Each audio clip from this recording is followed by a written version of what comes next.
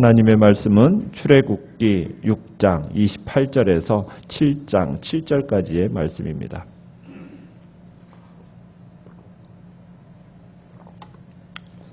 출애굽기 6장 28절에서 출애굽기 7장 7절까지 교독하겠습니다.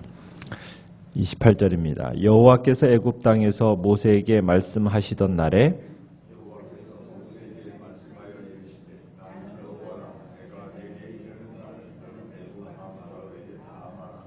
모세가 여호와 앞에서 아뢰되 나는 입이 둔한 자이오니 바로가 어찌 나의 말을 들으리이까?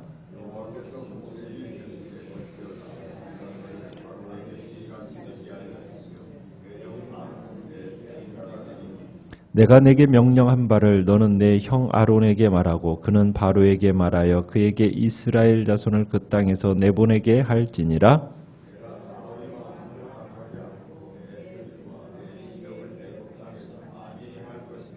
바로가 너희의 말을 듣지 아니할 터인즉 내가 내 손을 애굽에 뻗쳐 여러 큰 심판을 내리고 내 군대 내 백성 이스라엘 자손을 그 땅에서 인도하여 낼지라.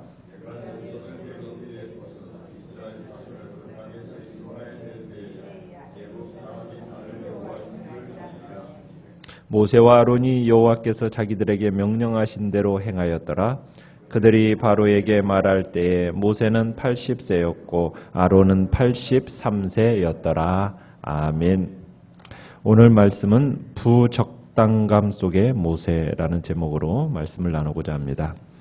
모세와 아론의 계보를 지난 시간에 보았습니다. 이 계보로 인해서 일시적으로 이야기가 중단되었다가 다시 이제 오늘 본문에서부터 시작이 됩니다. 계보를 기록한 목적은 모세의 아픈 그 과거를 치유하시기를 원하셨고 그 치유의 시작이 이제 모세의 이 계보를 통해서 이루어지기 시작합니다. 그리고 하나님이 다시 모세에게 그의 사명을 오늘 상기시키는 장면을 봅니다. 바로를 찾아가라는 거죠.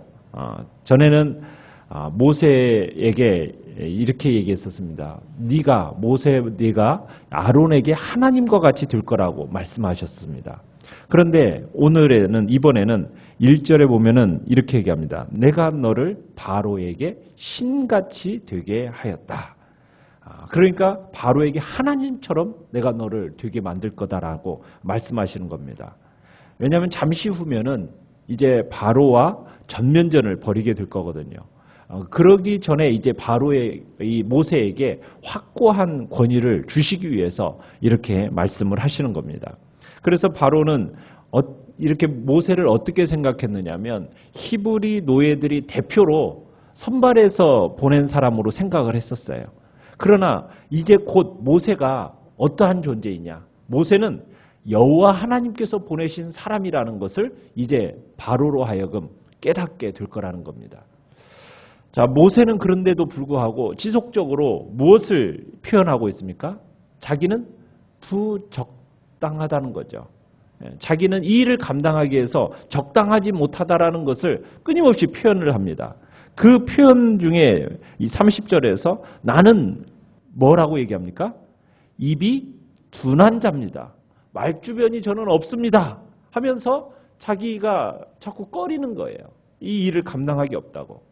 그러니까 모세가 이전에도 똑같은 변명을 했었죠. 호렙산에서 똑같이 자기는 말주변이 없다고, 입이 둔한 자라고 이렇게 이야기한 걸 볼 때 아마 모세는 언변에 자신이 없었던 사람이었던 것 같아요. 그런데 사도행전에 가보면 스데반은 뭐라고 얘기냐면 언변에 능한 자다. 이렇게 스데반은 얘기하고 있습니다. 그러니까 모세가 대단히 말을 잘하는 사람이었다라는 것으로 얘기를 하고 있어요. 이런 걸 볼 때 아마도 그가 애굽 왕궁에 있을 그때에는 교육을 받던 젊은 시절에는 아마 말을 잘했던 것 같아요.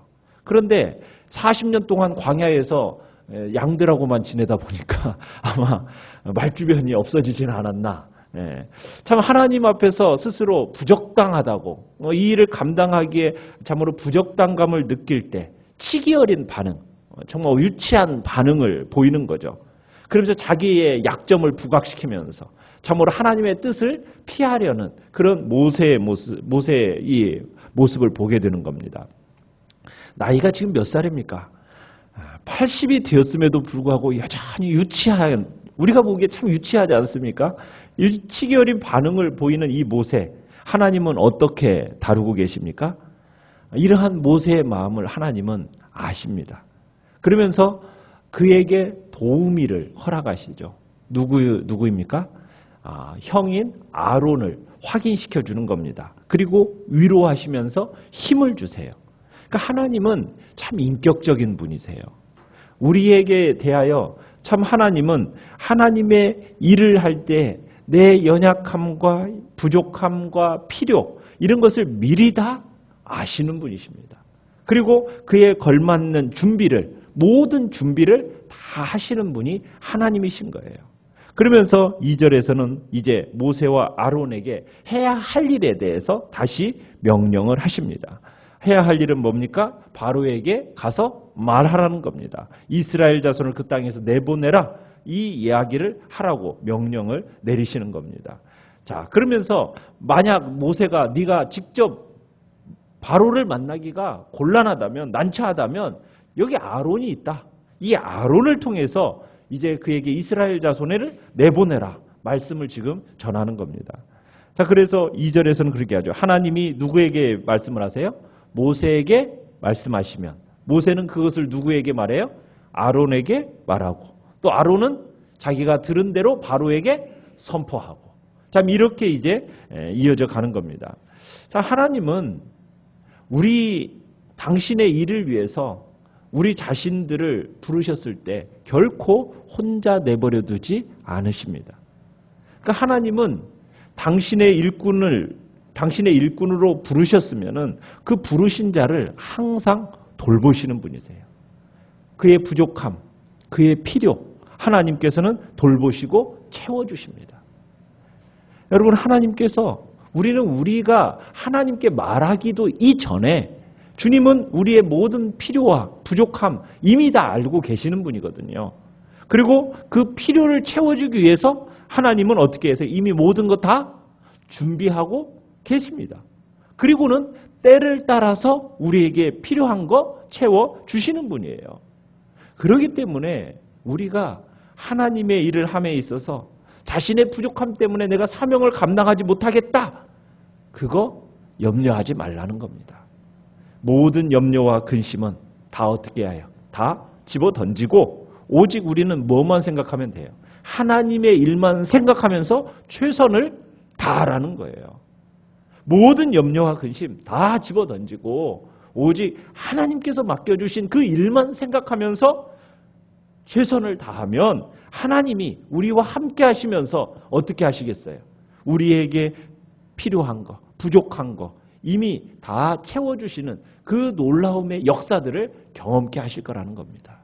그래서 우리는 주님 앞에서 내게 없다, 부족하다, 그런 거 걱정하지 말라는 겁니다. 자, 하나님은 바로가 또한 쉽게 순종하지 않을 거라는 이야기를 합니다. 3절에 보면 내가 바로의 마음을 어떻게 하겠다? 완악하게 할 거다. 그래서 그로 하여금 무엇을 경험하게 할 거다?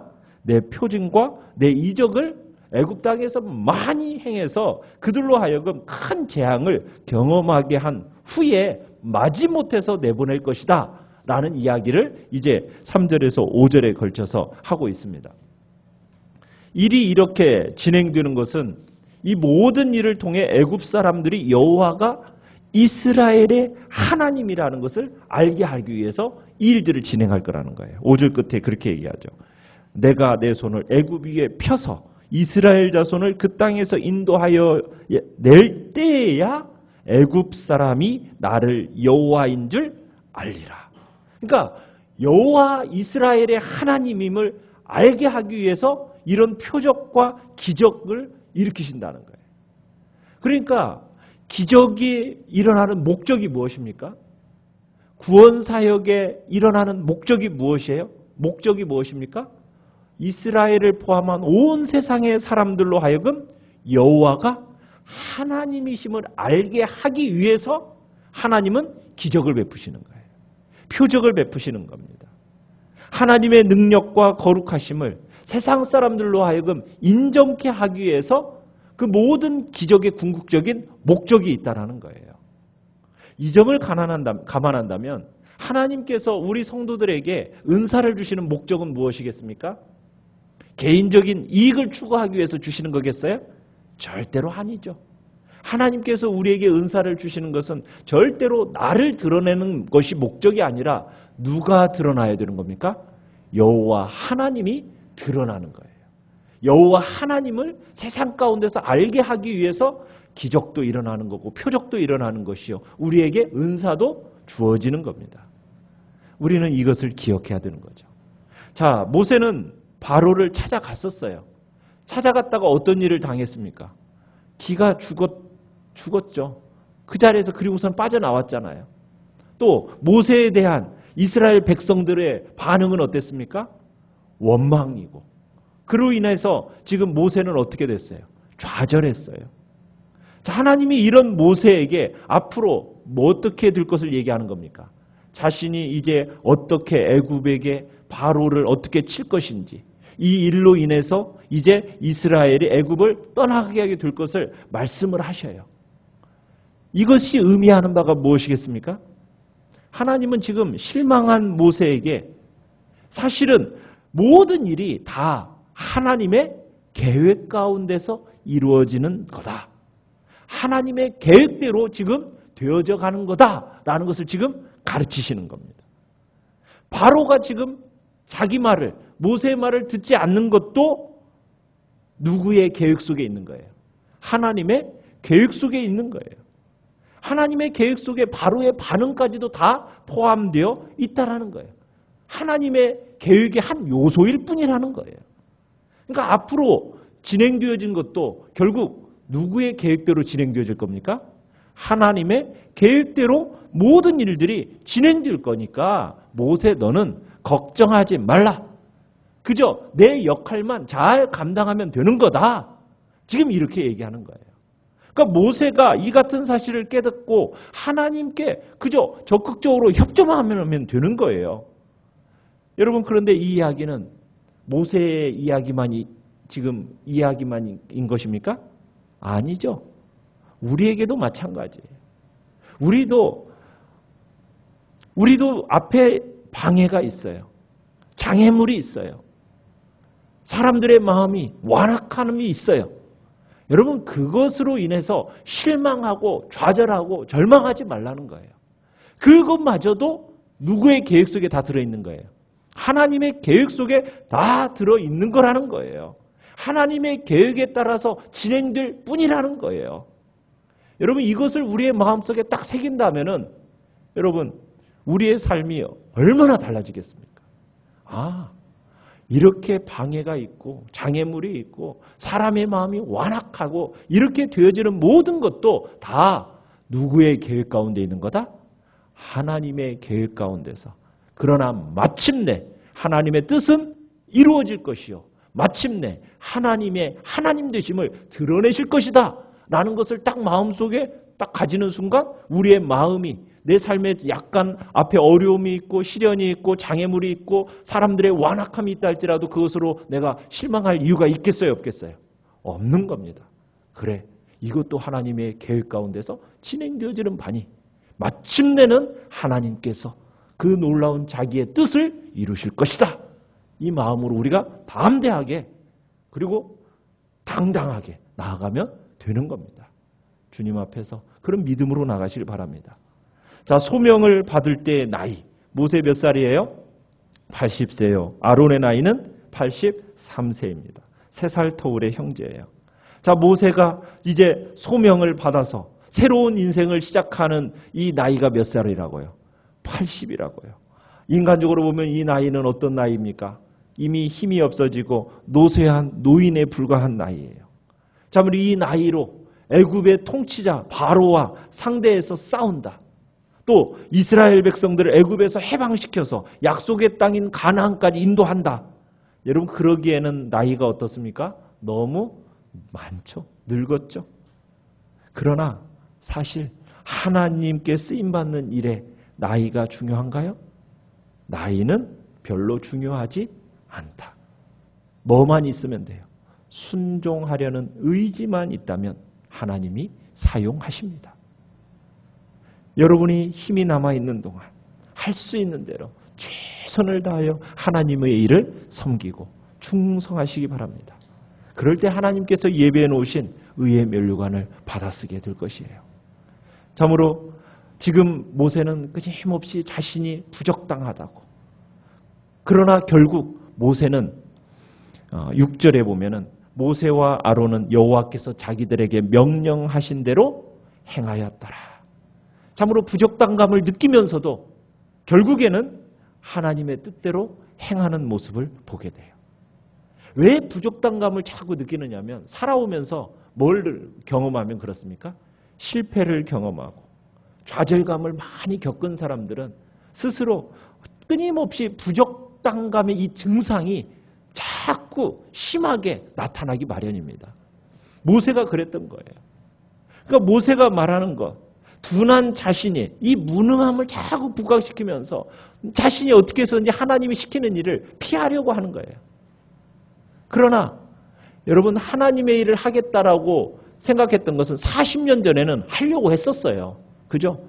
40년 전에는 자기가 이 일을 적당하다고 생각하고 정말 모세가 이제 이 애굽 땅에서 자기가 이 이스라엘 백성을 구원할 자라고 스스로 생각했던 때가 있었어요.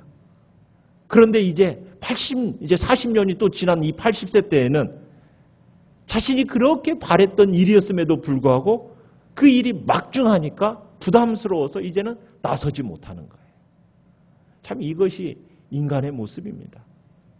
여러분의 마음속에도 그런 치기 어린 마음들 혹시 하나님의 뜻을 순종하는데 그런 치기 어린 반응이 혹시나 있지는 않습니까?